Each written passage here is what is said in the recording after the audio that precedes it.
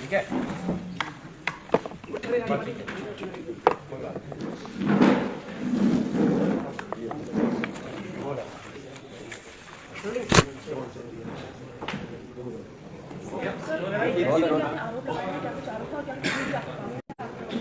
देखिए, हमारा आरोप इसलिए है, हमारे आरोप यहाँ की सरकार से भी है, आयोग से भी है, जो लगातार लंबे समय से इस बात को नकार रहे हैं कि यहाँ पर जो सील वाला प्रकरण, जो बच्चे आवाज़ उठा रहे हैं, उनकी आवाज़ बंद करने के लिए आपने नकल रोधी कानून तो ले आए, परंतु जो घटनाएं बार बार हो रही है, उस घटना का फुल प्रूफ आप देख सकते हैं कि 25 फरवरी 2023 को आईलेट्स के लिए जो पेपर देहरादून में हुआ, उन पेपरों की OMR ले जाते हुए रास्ते में जो घटना हुई, कंटेनर का लॉक तोड़ा गया, कंटेनर में डिजिटल लॉक तोड़ा गया, फिर रास्ते में जाते जाते मोहंड में लॉक तोड़ के गाजियाबाद में उसको फिट किया गया, रिफिट किया गया।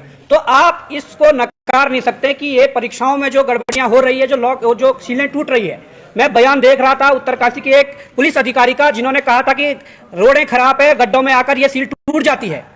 ये बिल्कुल भी, मैं कहना चाहता हूं कि सील तोड़ना, जो ये पेपरों में सील लगी होती है, वो इतनी आसानी से नहीं टूटती है, ये प्री प्लान करके तोड़ी जाती है। और इसमें एक तो आयोग को पता होता है, या एग्जाम सेंटर जहां पे एग्जाम होते हैं उन्हें पता होता है कि पेपर कब किस गाड़ी में कहां जाने हैं। इसमें जो ये गिरोह मिला हुआ है, ये परीक्षा केंद्रों से लेकर और अपना आयोग तक, या जो संस्था पेपर को करवा रही है, वो पूरे मिले हुए होते हैं। इस गिरोह को, कड़ी को आसानी से पकड़ा जा सकता था। 80 से 90% केस पूरा सॉल्व है।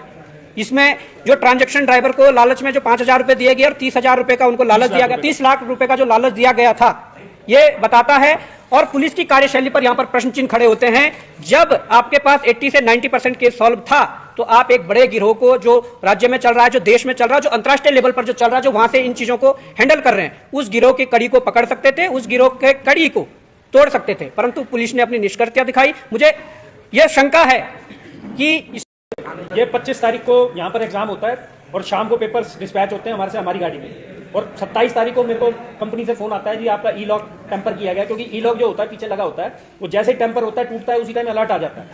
वो उन्होंने बताया जी हमें अलर्ट आया कि 26 तारीख को, मतलब कि 12 बजे तक, 12:15 बजे तक गाड़ी यहाँ पर मोहंड खड़ी रही है।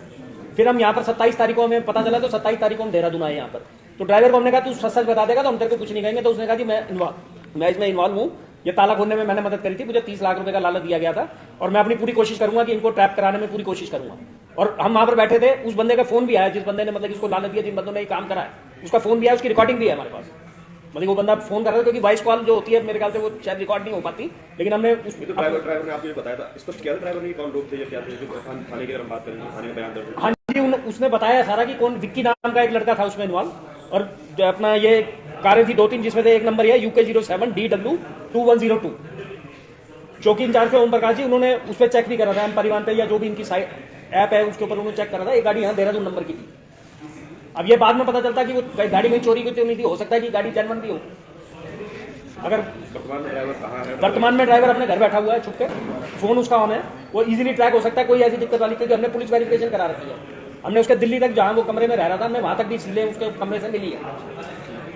अब मैं 90% केस सॉल्व। अब जरूरी तो नहीं है ना कि ये नेक्सस जो है सिर्फ इससे आईलेट्स के एग्जाम से जुड़ा होगी। अगर पकड़ा जाता तो हो सकता है कि मैं कोई और भी कई काम करे।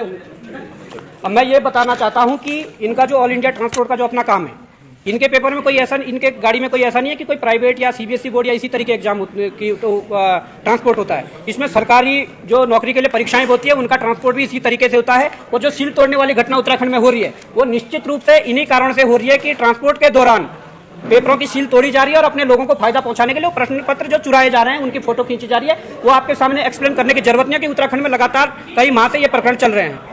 क्योंकि हमारी गाड़ियां ये ना पंजाब भी चलती है, पंजाब के अंदर सबसे ज्यादा बच्चे जाते हैं, मेरे ख्याल पंजाब और हरियाणा में सबसे ज्यादा बच्चे आए थे।